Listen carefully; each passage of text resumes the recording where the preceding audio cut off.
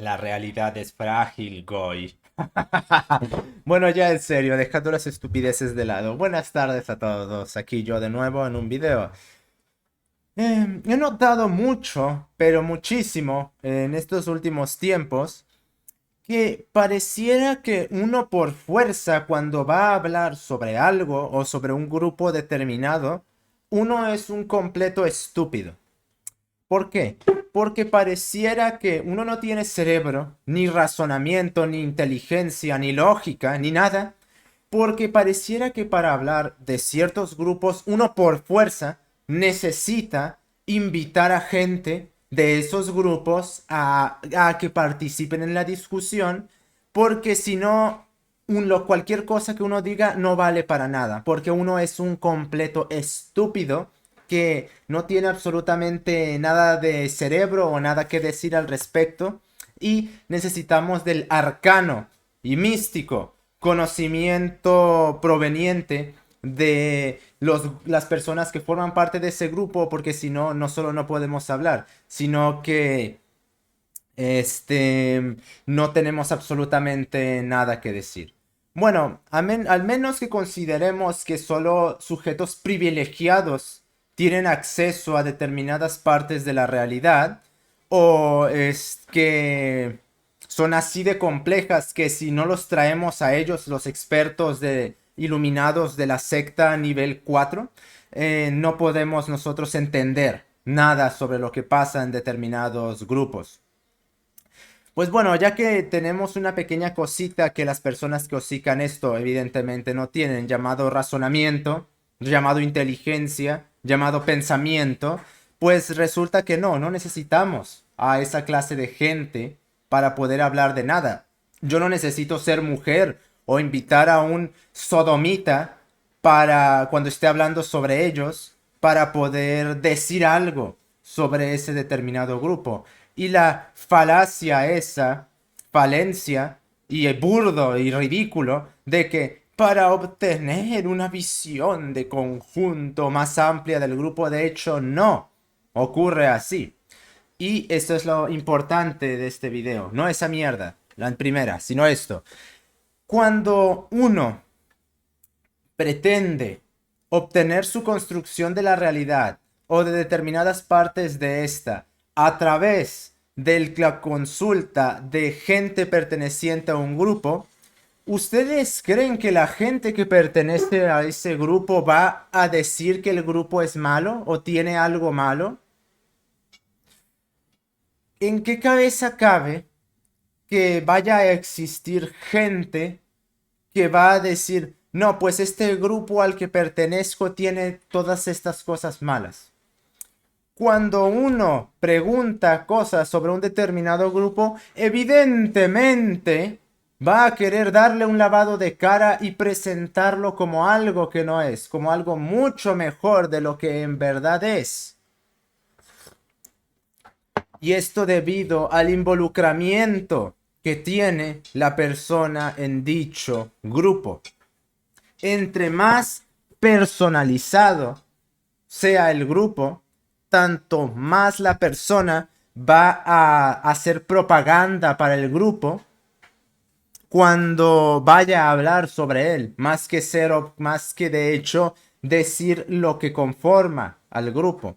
Hay millares de estereotipos alrededor de muchos grupos que los pinches furros son unos lascivos corruptos, que los otakus son una bola de vírgenes que no se bañan, que los fans de My Little Pony, adultos en su gran mayoría, son unos lascivos corruptos y gente muy extraña. Si tú invitas, y esas personas lo saben, saben todas esas cosas, si tú invitas a cualquier persona de esos grupos o de cualquier grupo de esa categoría cuya personalidad se fundamenta en el consumo de algo, evidentemente van a decirte o dos opciones, o que eso es propaganda y todo es mentira, o te lo va a aceptar en la medida en la cual no te acepta nada. Es decir, te va a decir, no, pues sí, hay una muy pequeña cantidad de pinches furros, los cuales sí hacen esas cosas que pasaron en Rainforest, por ejemplo, pero la gran mayoría no es así y por lo tanto no existe eso que acabo de decir. Porque como la gran mayoría no es así, entonces nadie es así. No son capaces de dar una visión negativa de su propio grupo porque ese grupo forma parte integral de su personalidad. Ya José Ortega y Gasset, no recuerdo exactamente cómo se llamaba, creo que estaba en la rebelión de las masas, pero hay una parte en la que habla, creo que el ensayo se llama La extensión de la familia. Si no me recuerdo mal, viene después de la parte que dice el mundo del señorito consentido, en el cual habla que la familia, es decir, la familia nuclear, es decir, padre, madre y después los hijos, había perdido significado. Y nótense que lo está diciendo en los 20. Y esta se había extendido más allá de esos límites. Naturalmente se había extendido en un sentido metafórico, no verdadero, porque naturalmente que la familia no puede extenderse. Las razones que él da no me parecen buenas, pero me parece que acertó en eso que dijo. Es decir, la familia se ha extendido y perdió su significación original. ¿Y por qué sucedió esto? Esto sucedió principalmente porque los padres han estado sometidos a una cantidad ingente de propaganda que básicamente les dice que son unos monstruos autoritarios los cuales nunca debieron de haber nacido y que sus hijos estarían mejor en manos del Estado. Aparte del discurso del autoritarismo de los padres, se derivó que los padres no tuvieran firmeza ni autoridad y básicamente fueran los amigos de sus hijos en lugar de hecho ser sus padres y ser sus guías. De hecho, hasta a mí me sucede esto. Mi propio padre me dice, yo soy tu padre, soy tu amigo. Y le digo, no, tú eres mi padre, no eres mi amigo. Y no quieras ser mi amigo porque no eres eso.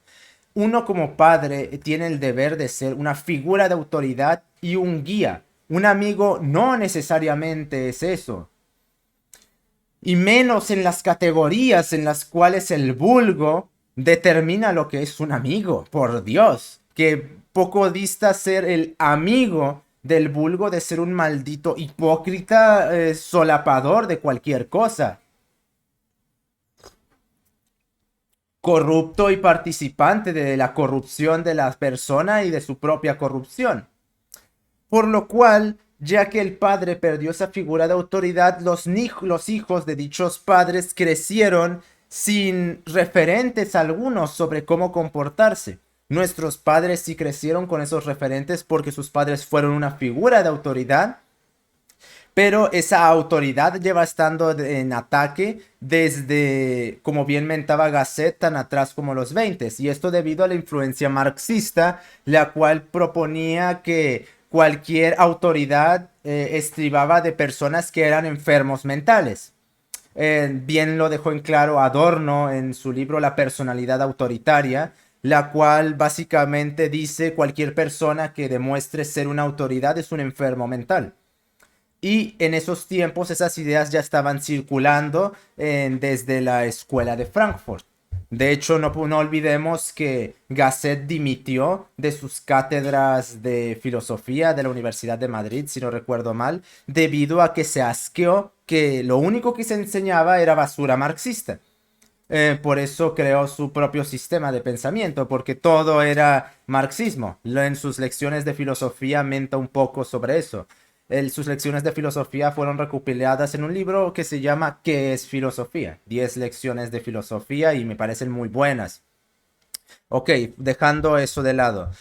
Entonces, ya que la familia ha perdido su función de guía, de autoridad y como bien dice Jordan Peterson, su función de socialización y de integración de socialización, es decir, la primer figuración que conoce un niño es su familia y estos fungen como una tribu, la cual socializan por el niño debido a su incapacidad de socializar debido a su juventud y a través de la socialización que los padres hacen en nombre del niño o cercano al niño, él siendo espectador más que participante, el niño va creciendo con ideas de cómo tiene que hacer esa socialización. Y a partir de la imitación de los parámetros que componen al padre y a la madre, es desde el cual el hijo empieza a obtener su individuación de la tribu, pero sigue estando integrado a de la tribu.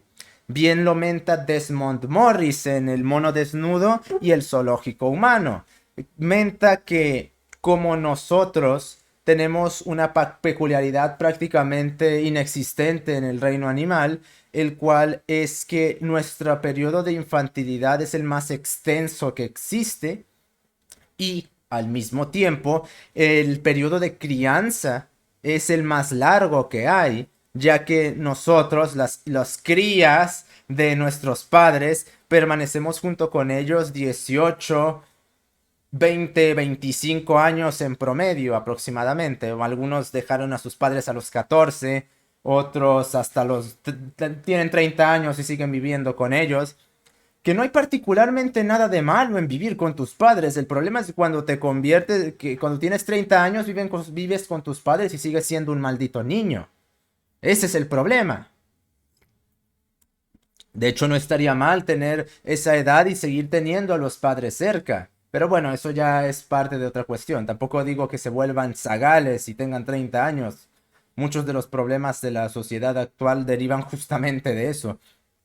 Pero en fin, entonces, ya que esta función de socialización que tenía la familia se ha perdido, porque para hacer eso, primero los padres tienen que tener responsabilidad y tienen que fungir como autoridad. Y todo eso fue revestido en que eran enfermos mentales los que hacían eso, gracias a los marxistas. Pues entonces toda la propaganda de los 60 de que tú padre eres una mala persona, terminó estribando en que la función nuclear de la familia se perdiese. Aunque todo esto lo podemos trazar tan atrás en el tiempo. Y fue retrasado justamente por las guerras mundiales. Si no hubieran ocurrido, estaríamos hablando de que eso hubiera pasado en los 40, no en los 60. Incluso en los 30, y si ya Gasset lo estaba diagnosticando, incluso podríamos decir que desde el marxismo, desde Marx no dejó de ocurrir eso. Pero bueno, en fin, continuando con lo que estábamos diciendo. Entonces, ¿quiénes asumieron esta función de socialización si los padres no demostraban una autoridad? Los grupos. La tribu es la que empezó a tomar la función de socialización. El problema es que las tribus de este tiempo están fundamentadas enteramente en el consumo o en el culto al consumo. Y en los anteriormente mentados, los pinches furros, los otakus, y los pinches bronies, que creo que también calificarían como pinches furros, su comunidad estriba alrededor del consumismo, ya sea de dibujantes, ya sea de productos de una corporación, ya sea de series de una corporación. No tienen ninguna unidad más allá de decir somos consumistas de X cosas. Y como no crecieron con referentes, el grupo lo personalizan a ellos, razón por la cual prácticamente todos esos grupos exudan, escurren narcisismo color sangre, y terminan personalizando el grupo y volviéndolo parte de su maldita personalidad, lo cual estriba en que terminen siendo tan sesgados en pro de su propio grupo, ya que han hecho de su grupo esta forma, terminan haciendo propaganda para el grupo, porque como el grupo estriba en narcisismo y consumismo, es decir, en visceralidad y banalidad, terminan habiendo toda clase de conductas de desregulación lasciva, de corrupción, de perversión y de culto a todo eso, porque como los padres no fungieron como referentes, entonces se paternean y maternean entre ellos, como no tienen experiencia en eso, lo hacen terriblemente mal y como todo en estos tiempos estriba alrededor del servilismo sentimentalista, entonces la crítica, los comentarios negativos son unánimemente despreciados por todos. Por lo cual, pretender que invitar a una de estas personas a hablar sobre X o Y grupo de alguna forma nos da una visión de conjunto más elevada de dicho grupo, no solo es falso, sino que es una mentira descarada. Y esto con mayor intensidad si los grupos se creen revolucionarios, porque básicamente toda su conducta está justificada, ya de facto. Es decir, el ir contra el sistema es nuestra justificación conductual y todo estribará alrededor de justificar su conducta. Como el kit operacional de esos tipos es, somos antisistema, bueno, es que hay que discutir, todo está justificado.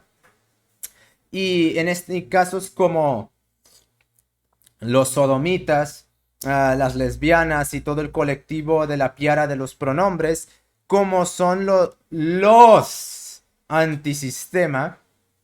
Por cierto, el hombre es el sistema, no puedes oponerte al sistema porque eso implica oponerse al hombre. Este terminan siendo las exhibiciones de propaganda más descaradas, porque todos estos movimientos están siendo solapados bajo la dialéctica, retórica, mejor dicho, marxista, según la cual los heterosexuales son unos opresores y todo el desastre que hagan estas personas está justificado siempre y cuando sea en nombre de la revolución. Y cuando es algo en nombre de la revolución, cuando yo así lo piense. Así que no, Carlitos, no. Invitar a una aborigen wichi lesbiana a nuestro programa de radio para que nos venga a hacer propaganda no nos va a dar una mejor visión de conjunto de ese grupo. La ofuscación de grupo existe y en estos tiempos, como la familia no tiene ninguna función prácticamente, terminan haciendo los grupos la función de la familia y terminan integrándola excesivamente. Tampoco olvidemos que, como dijo Gasset, en la familia se suelen tolerar actos de hipocresía que no se toleran en otras partes, justamente porque como son familia, hay una permisividad en el actuar debido a la condición de enlazaje implicada. Todos tuvimos madres en las cuales ocultaronle cosas a nuestros padres, cosas malas que se hicieron, no necesariamente matar a alguien, sino haber roto algo, este, no sé, haber dañado algo, y las ocultaron a nuestros padres porque como somos sus hijos está esa permisividad. La madre siempre va a buscar hacernos dependiente de ella y derivado de eso va a ser permisiva y condescendiente. Incluso si uno es mayor y sigue interactuando en esa categoría de interacciones que se establecen cuando uno es más pequeño, la madre va a intentar humillarte para someterte hacia ella. Sí, por eso no es, por eso ser un niño y tener 30 años y seguir estando con tus padres no es muy buena idea. Y las manifestaciones más extremas de esto las encontramos en las madres que defienden a sus hijos que son criminales y ellas saben que son criminales. Es un sesgo general, universal, que tienen todas las madres y es necesario, porque si la madre no genera esa dependencia del hijo hacia ella, la unidad familiar corre riesgo de romperse. También esto lo aumenta en cierta manera, aunque un poquito más ideologizado, Estervilar en el Varón Domado. Pero así es como funcionan las cosas, gente. Dejen de pedir esas pendejadas, porque lo único que están diciendo es, ven y haz propaganda apologética de tu grupo. Ustedes creen, y todos aquí sabemos de esos grupos, de todos esos, qué clase de gente son. Ustedes creen realmente que van a admitir ser eso. No sean estúpidos. Ya no les voy a decir ingenuos, porque eso es estupidez.